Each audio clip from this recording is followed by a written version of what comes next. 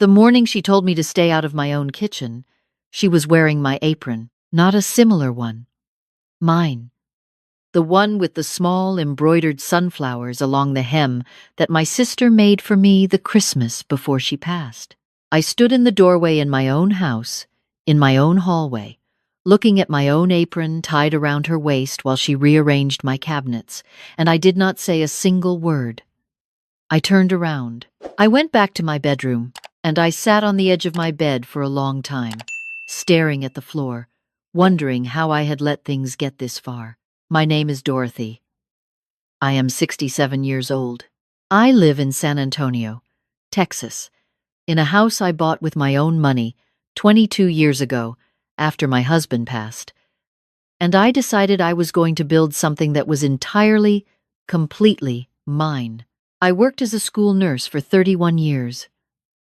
I raised my son, Marcus, mostly on my own after his father got sick. I paid off that house in full 11 years ago.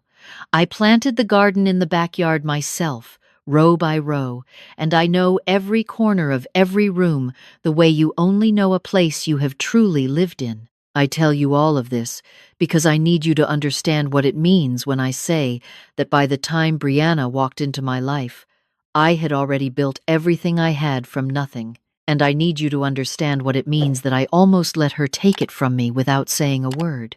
Marcus came back home 3 years ago. He was 41, and his marriage had fallen apart, and he called me on a Tuesday night sounding the way he used to sound when he was 9 years old and had fallen off his bicycle.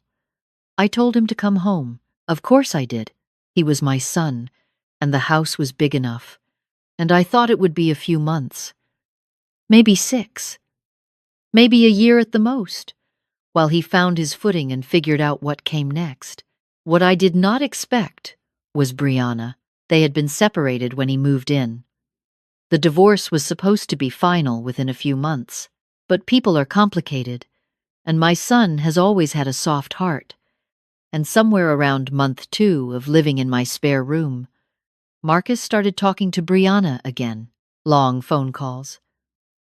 Then visits. Then one Saturday afternoon, he came to find me in the garden and told me she wanted to come over for dinner. I said yes. I cooked. I was polite. I am always polite. Brianna was 38, and she had a way of walking into a room like she was already deciding what to change about it. She complimented my house the way people compliment something they are already imagining owning. She said things like, "Oh, this layout has so much potential, and you know what this kitchen really needs?" She laughed easily and touched Marcus on the arm constantly and talked about fresh starts. By month 4, she was staying on weekends. By month 6, she had a drawer in the spare room. By month 8, she had 2. I told myself it was temporary.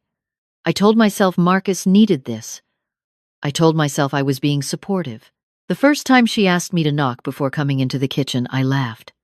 I actually laughed, because I thought she was joking. She looked at me with a patient, slightly tired expression, the kind you get of a child who is not quite understanding the rules, and she said, "Marcus and I like to have our mornings. I hope you understand." I was standing in the kitchen I had cooked 10,000 meals in. I was wearing my own slippers on my own tile floor, and I said, "Of course." And I left.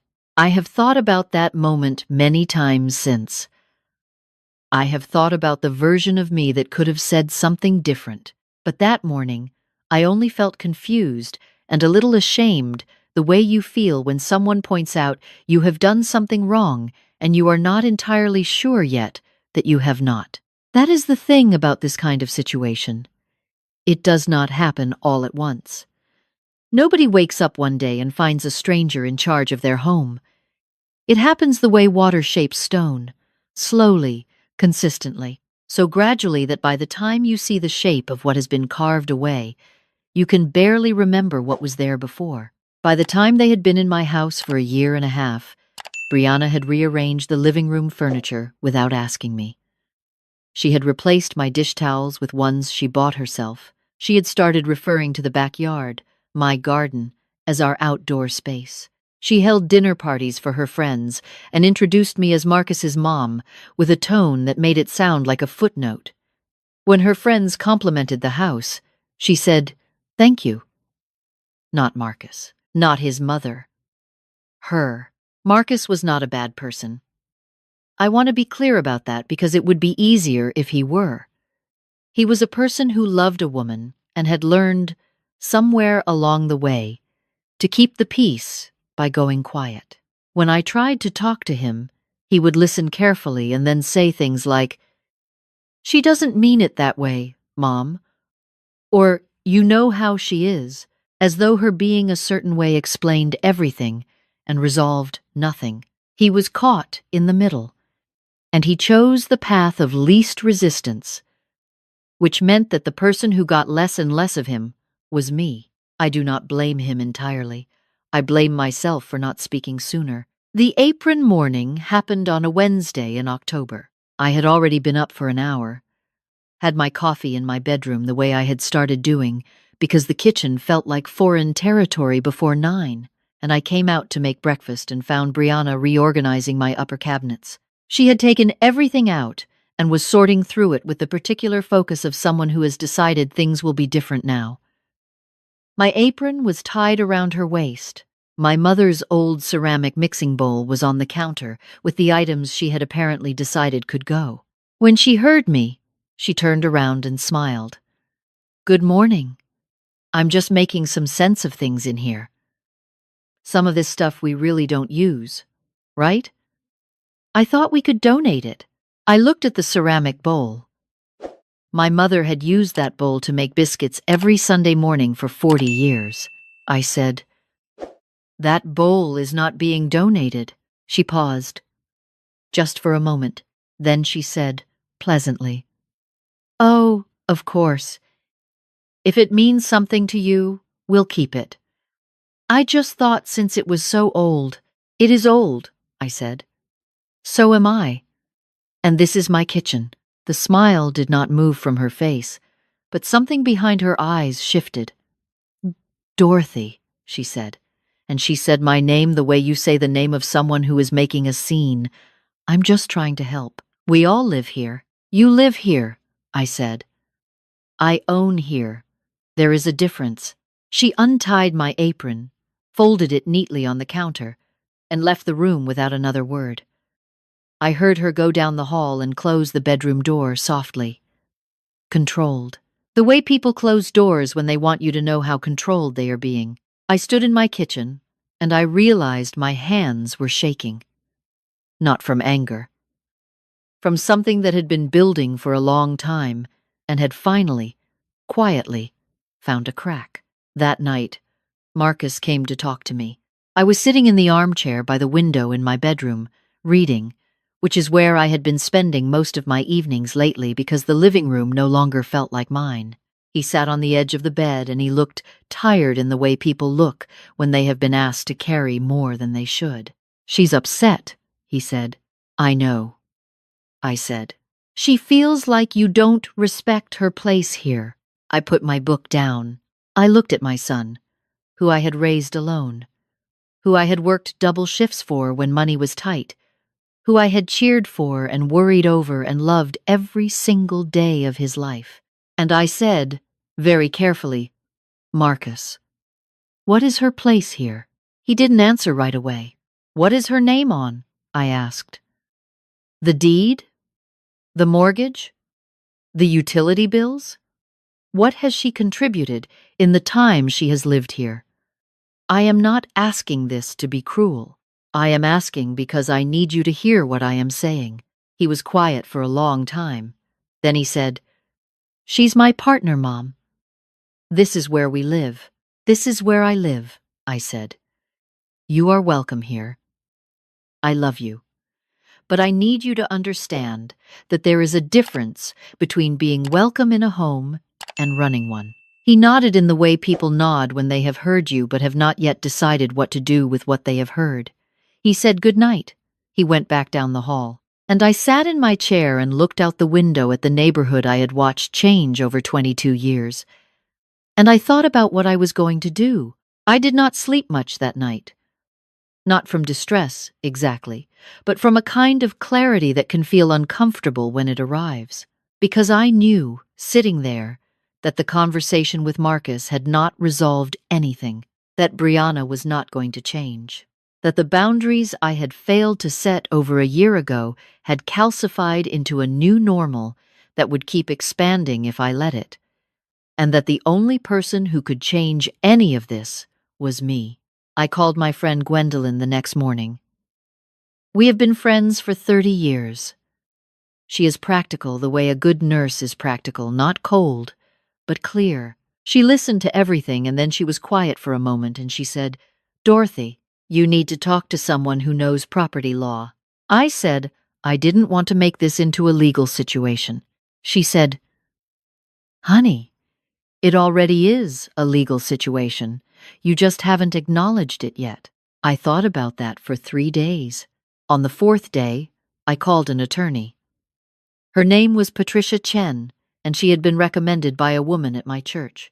I drove to her office on a Thursday afternoon, and I sat across from her desk, and I told her everything, from the beginning, as clearly as I could. Patricia listened without interrupting, which I appreciated. When I finished, she looked at her notes, and then she looked at me. "How long have they been living in your home?" she asked. "Coming up on 2 years," I said. She nodded slowly. She explained that in Texas, once someone has lived in a property for a certain period of time, they may establish tenancy rights, and removing them is not simply a matter of asking them to leave. She asked me a number of questions. Had there been any written agreement? No. Had any rent been paid? No. Had there been any documented acknowledgement that the arrangement was temporary? No. Nothing on paper. I had let all of this happen informally, out of love and the wish to avoid difficulty, and that informality had its own consequences. Patricia told me what my options were. She walked me through the process. She was direct, and she was kind, and she did not make me feel foolish, even though I felt foolish.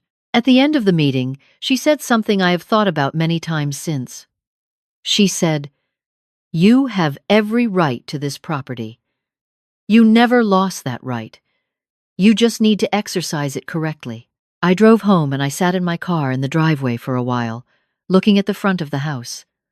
The rose bushes I had planted along the front walk were still blooming even this late in the season. I had planted those the year I moved in. I looked at them for a long time, then I went inside. I did not tell Marcus what I had done. Not yet. Over the next 2 weeks, I did what Patricia had advised. I documented everything I could, dates, incidents, a written record of the arrangement as I understood it. I looked through my files and gathered every piece of paperwork related to the property. Everything was in my name. It had always been in my name. I was careful to stay calm during this time. I did not argue with Brianna. I did not raise my voice. I cooked my meals, tended my garden, went to church on Sunday, visited Gwendolyn on Thursday afternoons. On the outside, I was the same quiet woman I had been for months. On the inside, I was done being quiet. On a Friday morning, 3 weeks after the kitchen incident, I was sitting at the table in the dining room paying bills when I heard the front door open. Brianna came in with 2 of her friends, laughing about something, carrying what looked like fabric samples. She led them into the living room without acknowledging me. From where I sat, I could hear her talking about a sectional sofa she wanted to order and where it would be placed and how she wanted to repaint the accent wall. One of her friends said, "This is such a great space. Are you renting?" Brianna said, "We basically run the place." I put down my pen. I did not go into the living room. I went back to my bedroom, and I called Patricia. I said, "I'm ready." The notice was delivered 12 days later. Patricia had advised me to have a process server deliver the formal notice in person rather than by mail. On a Tuesday morning, I was not home. I had driven to Gwendolyn's house the night before and stayed over, because Patricia had said it would be simpler if I was not present. I took my important documents with me. I took the ceramic mixing bowl. I took my sister's apron, which I had quietly reclaimed from the laundry the week before. Gwendolyn and I had coffee in her kitchen that morning. She has a small table by a window that looks out onto a yard full of pecan trees, and we sat there together and she talked and I listened, and we did not talk about what was happening at my house until my phone rang. It was Marcus. I answered. He said my name the way he had not said it since he was a child, with something broken underneath it. He said, "Mom, there's a man here. He served us some kind of notice." "What is this?" I said. "It is a formal notice of the terms under which you and Brianna may continue to reside in my home, or the terms by which you may need to make other arrangements. Everything is explained in the documents. Patricia Chen's contact information is at the bottom if you have questions." He was quiet. Then he said, "You hired a lawyer?" "Yes," I said. Another silence. Then, "Why didn't you talk to me?"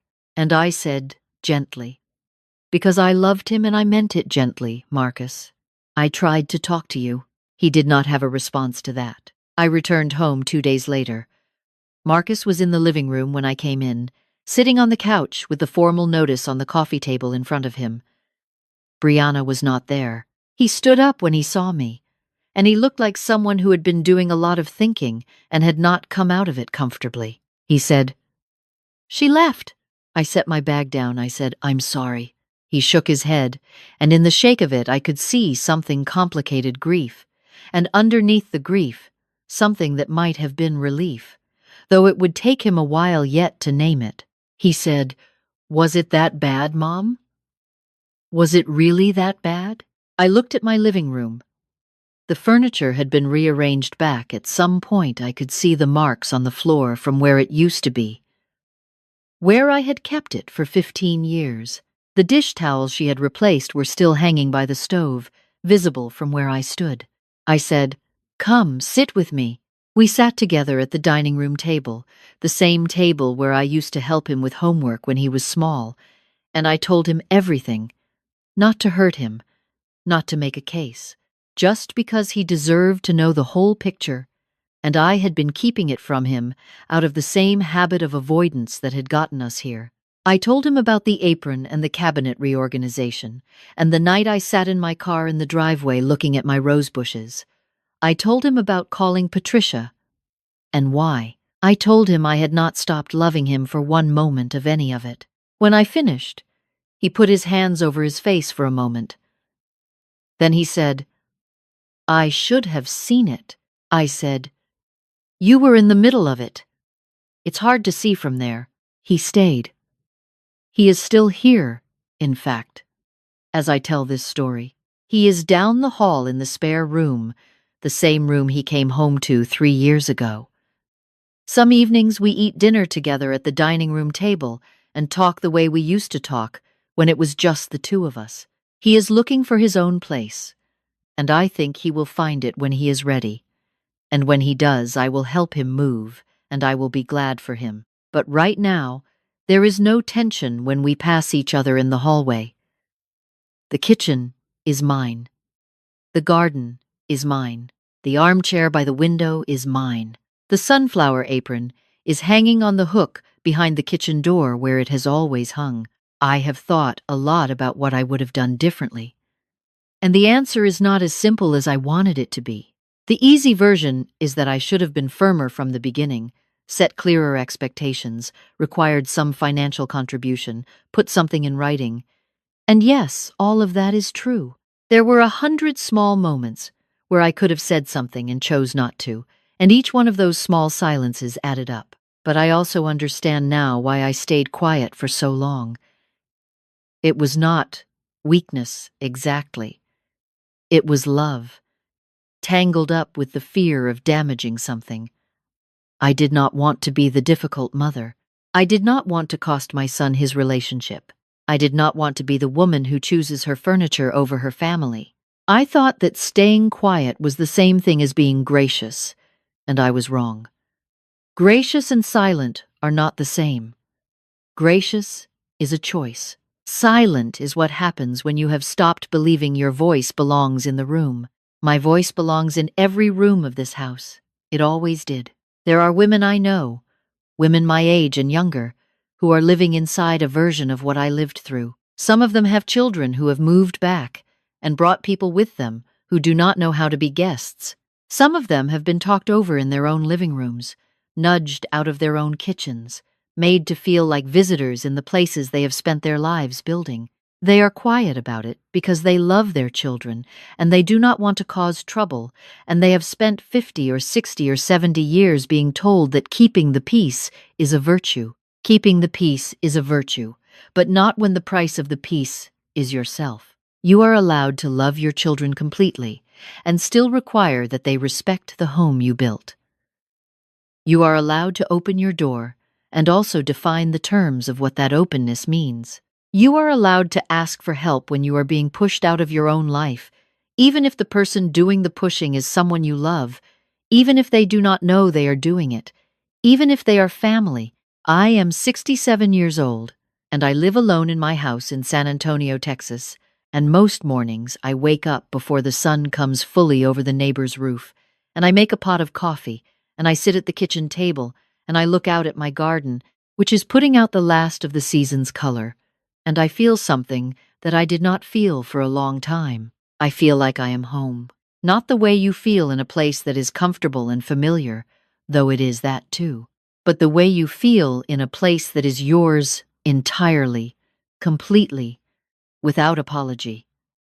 I am telling you this story because I needed to hear it once, and nobody told me. I needed someone to say that you do not have to choose between loving your family and standing in your own home without flinching. I needed someone to say that there are options, and you are allowed to use them, and doing so does not make you a bad mother or a selfish woman or someone who chose walls over people. The walls are mine. The people are mine too. And learning to hold both of those things at once, without sacrificing one for the other, that is the thing I am still practicing. But I am getting better at it. Every morning, when I tie on that apron with the sunflowers along the hem, I think of my sister, who made it for me. I think of my mother, and her ceramic bowl. I think of the Tuesday morning I sat across from Patricia Chen and said, out loud, that I was ready. And I think of the night I drove home from Gwendolyn's house and turned into my driveway and saw the rose bushes still blooming along the front walk, the way they bloom every year, steadily, without asking anyone's permission. I walked up to my front door. I put my key in the lock, and I went inside. You are allowed to go inside. This is your home. Never let anyone make you forget that.